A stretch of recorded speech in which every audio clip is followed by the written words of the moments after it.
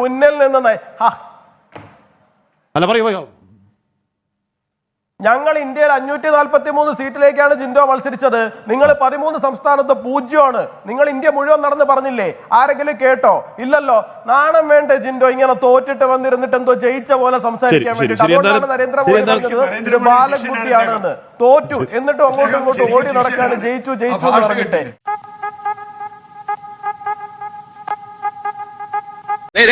ഗ്രഹണി ആസ്മയൊക്കെ ഉള്ള പിള്ളേര് പതിവായിരിക്കുന്നതിലും 10 അടി തള്ളിയിരുന്നോണം പൊട്ടിപ്പാറുന്ന അടിയാ നടക്കാൻ പോകുന്നത്.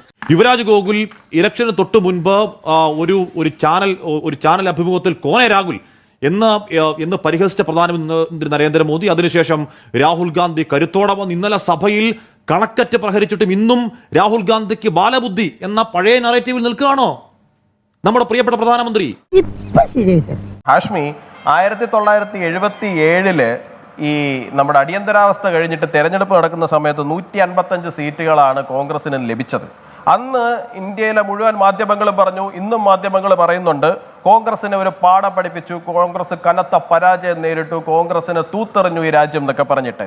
അവിടെ നിന്ന് 99 സീറ്റ് 543 സീറ്റിൽ കോൺഗ്രസ് ജയിച്ചപ്പോൾ കോൺഗ്രസ് കരുത്ത് കാട്ടി എന്നൊക്കെ പറയുന്ന അവസ്ഥയിലേക്ക് നിങ്ങൾ ഉൾപ്പെടെയുള്ള ആൾക്കാർ വന്നിട്ടുണ്ട് എന്നുണ്ടെങ്കിൽ ഞങ്ങൾക്ക് വലിയ സന്തോഷം മാത്രമേ ഉള്ളൂ. അവർക്ക് ഇതിന്റെ അപ്പുറത്തേക്ക് യാതൊരു കരുത്തും ഇനി ഇവിടെ കാട്ടാനുമില്ല. കാട്ടാവുന്നതിന്റെ മാക്സിമം ഒക്കെ അവർ കാട്ടിക്കഴിഞ്ഞു.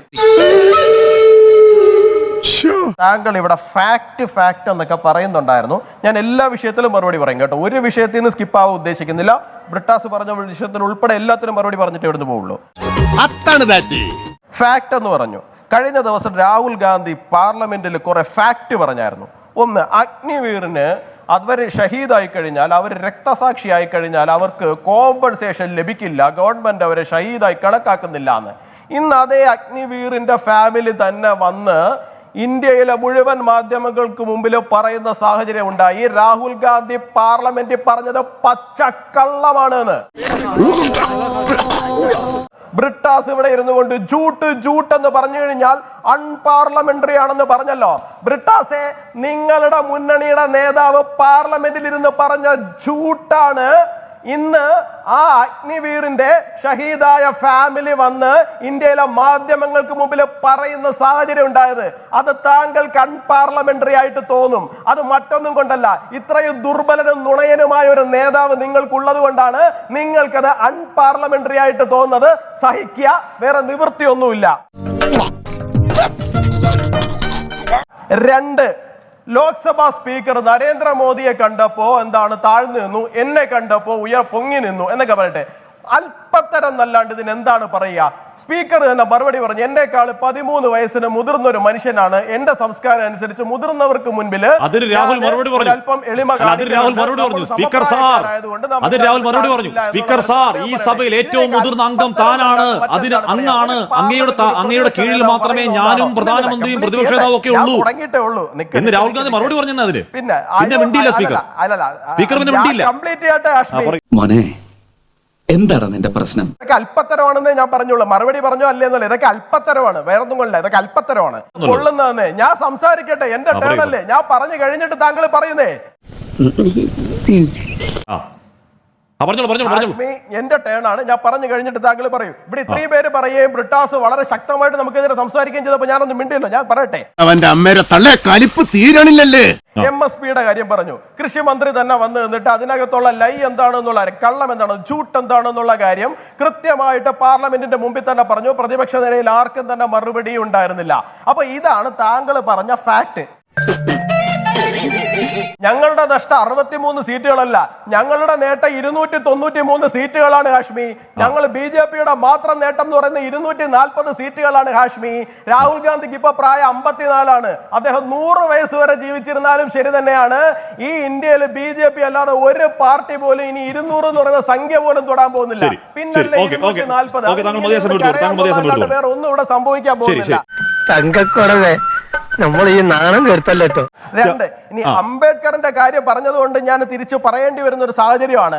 അംബേദ്കറിന്റെ റെസിഗ്നേഷൻ കഴിഞ്ഞിട്ടില്ല. റെസിഗ്നേഷൻ സ്പീച്ചിനെ കുറിച്ച് മണിപ്പൂരുണ്ട് വിഷയം. എനിക്ക് മറുപടി പറയാനുണ്ടെന്ന് നിൽക്കൂ. റെസിഗ്നേഷൻ സ്പീച്ചിനകത്തുള്ള ഒരു വരി ഞാൻ വായിക്കാം. നരേന്ദ്രമോദി എന്തോ പറഞ്ഞതാണല്ലോ കുഴപ്പം എന്ന് പറഞ്ഞ് ബ്രിട്ടാസ് അതിനെ ബാക്ക് ചെയ്യുന്നുണ്ടോ എന്ന് പറയുന്നേ. അതായത് I have been wondering whether there is any other parallel in the world to the condition of scheduled caste in India. I cannot find any. And yet, why is no relief granted to scheduled caste? Compare the concern the government shows over safeguarding the Muslims. ആരുടെ? അംബേദ്കറുടെ വാചകങ്ങളാണ് കേട്ടോ. ഇപ്പോൾ സ്പീക്കറെ കുറിച്ച് എൻ്റെ ഇളയ സഹോദരൻ BJP വക്താവ് പറഞ്ഞല്ലോ, അദ്ദേഹം പറഞ്ഞ തെറ്റാണ്. ഒന്നാമത്തെ സ്പീക്കർ മാവലങ്കർ മുതൽ നെഹ്റുവുമായിട്ടുള്ള ബന്ധത്തിന് കൃത്യമായി പറയുന്നുണ്ട്, നിങ്ങൾക്ക് വേണമെങ്കിൽ മുതിർന്ന ആൾക്കാരെ വണങ്ങാം, അത് നിങ്ങളുടെ വീട്ടിലോ അല്ലെങ്കിൽ നിങ്ങളുടെ സ്വകാര്യ ഇടങ്ങളിലോ അല്ലെങ്കിൽ BJP ഓഫീസിലോ ആയിരിക്കണം. ജോൺ ബ്രിട്ടാസ് ഞാൻ വളരെയധികം റെസ്പെക്ട് ചെയ്യുന്ന ഒരു പൊളിറ്റീഷ്യനാണ്, നമ്മളൊക്കെ കണ്ടു പഠിക്കുന്ന ഒരു പൊളിറ്റീഷ്യനാണ് അദ്ദേഹം. അദ്ദേഹത്തിനോട് ഒരുപാട് ബഹുമാനം നിലനിർത്തിക്കൊണ്ട് തന്നെ അദ്ദേഹത്തോട് പറയണം, അങ്ങ് എന്നോട് സ്പീക്കർ പദവിയെക്കുറിച്ചിട്ടും അതിൻ്റെ മഹത്വത്തെക്കുറിച്ചും അങ്ങ് എനിക്ക് ക്ലാസ് എടുത്തു. ആ ക്ലാസ് മുഴുവൻ ഞാൻ കേട്ടു. അങ്ങേ ഞാൻ തിരിച്ചൊരു പേര് ഓർമ്മിപ്പിക്കുകയാണ്, ആ പേര് സോമനാഥ ചാറ്റർജി എന്നാണ്. അദ്ദേഹം സ്പീക്കർ കസേരയിൽ ഇരിക്കുന്ന സമയത്ത് എന്തായിരുന്നു നിങ്ങൾ അദ്ദേഹത്തോടെടുത്ത നിലപാടെന്നും അദ്ദേഹത്തെ എന്തുകൊണ്ട് പുറത്താക്കേണ്ടി വരുമെന്നും അങ്ങ് ഓർക്കുന്നത് നല്ലതാണ്. എനിക്കൊന്നും ഓർമ്മ വരുന്നില്ല ഈശ്വരാ. നീ കിടന്ന് ഉരുളൊന്നും വേണ്ട, ഇക്കാര്യമേ എനിക്ക് നല്ല ഓർമ്മയുണ്ട്. അദ്ദേഹത്തെ പുറത്താക്കുന്ന സമയത്ത് നിങ്ങളുടെ ബംഗാളിലെ പാർട്ടി സെക്രട്ടറി പറഞ്ഞ വാചകം ഇതാണ്, Chatterjee may have acted according to the Indian constitution but the party constitution is supreme in case of party members എന്നാണ് പറഞ്ഞത്. അപ്പൊ അങ്ങ് സ്പീക്കർ പദവിയെ കുറിച്ചിട്ട് ഞങ്ങൾക്ക് ക്ലാസ് എടുക്കുന്ന സമയത്ത് അങ്ങയുടെ പാർട്ടി എന്താണ് സ്പീക്കർ വിഷയത്തിൽ എടുത്തിരുന്ന നിലപാടെന്ന് അങ്ങ് ഓർക്കുന്നത് നല്ലതാണ്. ഗോകുൽ, ഇവിടെ ഇൻസ്റ്റാഗ്രാമിൽ കുട്ടികൾ പറയുന്ന ഒരു വാക്കുണ്ട്, അത് എനിക്ക് ഇവിടെ പറയാൻ കഴിയുന്ന വാക്കാണോ പാർലമെന്ററി ആണോ എന്ന് എനിക്കറിയില്ല. തന്ത വൈബ് എന്നൊരു വാക്ക് ഉപയോഗിക്കാറുണ്ട്. എന്ന് പറഞ്ഞു കഴിഞ്ഞാൽ ഒരു അമ്മാവനായി മുകളിൽ ഇരുന്നുകൊണ്ട് താഴേക്ക് നോക്കി കുട്ടികളെ നോക്കിക്കൊണ്ട് കുട്ടികൾ എന്ന് കളിയാക്കുന്ന ആ കോംപ്ലക്സിനെയാണ് കുട്ടികൾ അമ്മാവൻ വൈബ് എന്നൊക്കെ പറഞ്ഞ് വിളിക്കുന്നത്. ഈ അമ്മാവൻ വൈബാണ് മോഡിയുടെ പ്രശ്നം. രണ്ട്, രാഹുൽ ഗാന്ധിക്ക് വേറൊരു പേരുണ്ട് എന്ന് പറഞ്ഞ് ഓർമ്മിപ്പിച്ചതാരായിരുന്നു? നമ്മളൊക്കെ തന്നെ ഈ ഫ്ലോറിൽ തന്നെ ചർച്ച ചെയ്തതാണല്ലോ ഹാഷ്മി. അപ്പൊ തന്ത വൈബ് അമ്മാവൻ വൈബൊക്കെ അങ്ങോട്ട് ഇരുന്നോട്ടെ. VS അച്യുതാനന്ദൻ രാഹുൽ ഗാന്ധിക്കെതിരെ നടത്തിയ അമൂൽ ബേബി പ്രയോഗം ദേശീയ തലത്തിൽ വാർത്തയായതിന് പിന്നാലെ പരസ്യത്തിലും സ്ഥാനം പിടിക്കുന്നു. രാഹുൽ ഗാന്ധിയുമെന്ന് ഞാൻ പ്രത്യേകിച്ച് പറയേണ്ടതുണ്ട്. അദ്ദേഹം ഇപ്പോൾ കോൺഗ്രസിന്റെ സ്ഥാനാർത്ഥികളായി കുറെ അമൂൽ പുത്രന്മാരെ ഇറക്കി. എനിക്ക് ചിരി വരുന്നുണ്ട്. TDPയും JDUയും കൈപൊക്കിയാൽ അപ്പൊ തീരുന്നതേ ഉള്ളൂ മോഡിയുടെ രാഷ്ട്രീയം. കുഴപ്പമില്ല. പിന്നെ ശ്രീ സയ്യാർ നീലകണ്ഠൻ പറഞ്ഞൊരു കാര്യമുണ്ട്, എന്താണ് അടുത്ത തലമുറ വരുന്നെങ്കിലും ഞങ്ങൾക്ക് പേടിയൊന്നുമില്ല. ശ്രീ സയ്യാർ നീലകണ്ഠൻ, രാഹുൽ ഗാന്ധിയെക്കാളും 2 വയസ്സ് കുറവുള്ള യോഗി ആദിത്യനാഥിനെ പോലുള്ള നേതാക്കൾ ഞങ്ങളുണ്ട്, ഞങ്ങൾ അഡ്ജസ്റ്റ് ചെയ്തോളാം. പിന്നെ ശ്രീ ജോൺ ബ്രിട്ടാസും അതെ, ശ്രീ സയ്യാർ നീലകണ്ഠനും അതെ, ആഷ്മിയും അതെ പറയുന്നുണ്ട്. TDP ഉണ്ട് അല്ലേ, എന്താണ് പിന്നെ വേറെ ആരുണ്ട്, അങ്ങനെ ഒടിഞ്ഞ 2 അദ്ദേഹം ചർച്ചയുടെ തുടക്കത്തിലും പറഞ്ഞു, എന്താണ് വ്യക്തമായ ഭൂരിപക്ഷം ഇല്ലാതെ ഒക്കെ ഭരിക്കേണ്ടുന്ന ഗതികേടിലാണെന്ന്. ഞാനൊന്ന് ചോദിച്ചോളട്ടെ, ഈ CPM-ന് കേരളത്തിലെങ്കിലും സ്വന്തം നിലയ്ക്ക് ഭരിക്കാനുള്ള ഭൂരിപക്ഷം ഉണ്ടോ? ഇല്ലല്ലോ. പക്ഷെ CPM കഴിഞ്ഞ തവണ നിയമസഭാ തെരഞ്ഞെടുപ്പിൽ ഇവിടെ ജയിച്ചു കഴിഞ്ഞപ്പോൾ എല്ലാവരും പറഞ്ഞു കഴിഞ്ഞത് അതിശക്തമായ തിരിച്ചുവരവ്, ഗംഭീര തിരിച്ചുവരവെന്നാണ്. ഇന്ത്യയിൽ ഒരു സംസ്ഥാനത്ത് പോലും സ്വന്തം നിലയ്ക്ക് അധികാരം നേടാൻ 71 സീറ്റ് കേവല ഭൂരിപക്ഷം നേടി അധികാരം നേടാനുള്ള ത്രാണി ശരിക്കും പറഞ്ഞു കഴിഞ്ഞാൽ കമ്മ്യൂണിസ്റ്റ് പാർട്ടിക്ക് ഇല്ല, CPM-ന് ഇല്ല. നിങ്ങളാണ് ഞങ്ങളെ നോക്കിയിട്ട് 240 സീറ്റേ കിട്ടിയുള്ളൂ എന്ന് പറഞ്ഞ് പരിഹസിക്കുന്നത് കുറച്ച് കഷ്ടമാണ് എന്ന് മാത്രമേ എനിക്ക് പറയാനുള്ളൂ. പിന്നെ മുതലും പലിശ ചേർത്ത് കിട്ടി. അങ്ങോട്ടേക്ക് ഒരു കാര്യം കൂടി ഓർമ്മിപ്പിക്കാനുണ്ട്. ശരിയായിരിക്കും, TDPയുടെ നേതാവ് ചന്ദ്രബാബു നായിഡു ഞങ്ങളെ ആക്ഷേപിച്ചിട്ടുണ്ടാവും. പക്ഷെ നിങ്ങൾ ഇന്നൊരു മുന്നണിയുടെ താഴെ പോയിരിക്കുന്നുണ്ടല്ലോ, ഇന്ത്യ മുന്നണി എന്ന് പറഞ്ഞിട്ട് കോൺഗ്രസിന്റെ നേതൃത്വത്തില്. ആ കോൺഗ്രസിന്റെ നേതാവായ രാഹുൽ ഗാന്ധിയാണ് ഇവിടെ വന്നിട്ട് പിണറായി വിജയൻ എന്തുകൊണ്ട് അറസ്റ്റ് ചെയ്യുന്നില്ല എന്ന് ചോദിച്ചിട്ട് പോയത്. ആ കോൺഗ്രസിന്റെ ഇവിടുത്തെ നേതാവായ K. സുധാകരൻ പിണറായി വിജയനെ വിളിക്കുന്ന വാക്കുകളും പേരുകളും ഒക്കെ ഞാൻ അങ്ങേയൊന്ന് ഓർമ്മിപ്പിച്ചു കഴിഞ്ഞാല് എന്തായിരിക്കും അവസ്ഥ എന്ന് അങ്ങൂടി ഒന്ന് ചിന്തിക്കുന്നത് നല്ലതായിരിക്കും മാത്രമേ എനിക്ക് പറയാനുള്ളൂ. യുവരാജ് തന്നെ ഈ ചർച്ചയിൽ എത്രയോ കാര്യങ്ങൾ പറഞ്ഞു. ഹാഷ്മി പലവട്ടം ആവർത്തിച്ച് ചോദിച്ചിട്ടും മണിപ്പൂരിനെ കുറിച്ച് ഒരു അക്ഷരം പറയാൻ അവർക്ക് ധൈര്യമുണ്ടായില്ല. രാജ്കുമാർ ദേവേന്ദ്ര സിംഗ് എന്ന് പറയുന്ന ഒരാളെ അറിയാമോ ശ്രീ ജിൻഡോ താങ്കൾക്ക്? താങ്കളുടെ മുഖ്യമന്ത്രിയായിരുന്നു മണിപ്പൂരിൽ. താങ്കളുടെ MP-ക്ക് കൂടി ഒന്ന് പറഞ്ഞു കൊടുക്കണം. 1993 അദ്ദേഹം ഭരിക്കുന്ന സമയത്ത് 750 പേരാണ് അവിടെ കൊല്ലപ്പെട്ടത്. താങ്കൾക്ക് ഞാൻ സൺഡേ ഗാർഡിന്റെ ഒരു റിപ്പോർട്ട് അയച്ചു തരാം. 2004 മുതൽ 2015 വരെ 5500 പേരാണ് മണിപ്പൂരിൽ കൊല്ലപ്പെട്ടിരിക്കുന്നത്.